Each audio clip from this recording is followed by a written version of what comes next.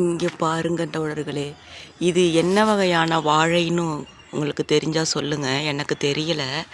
போன முறை வந்திருக்கும் போது பூ இருந்துச்சு, இந்த முறை வந்திருக்கும் போது காய் கொலை இருக்குது.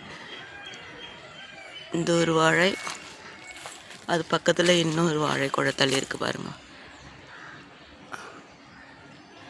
2 வாழை. இது வந்து பொந்தன் வாழையாக இருக்கும் அப்படிங்கிற மாதிரி சொல்கிறாங்க பாட்டி, தாத்தா பாட்டி எல்லாம். எனக்கு தெரியல. உங்களுக்கு யாருக்கும் தெரிஞ்சால் சொல்லுங்கள். அடுத்த முறை வரும்போது கண்டிப்பாக அந்த வாழை இருக்காது.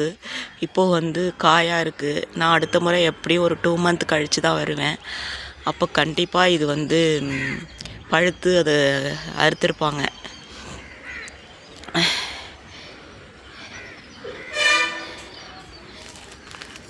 வாழையிலே பல வகையான வாழை.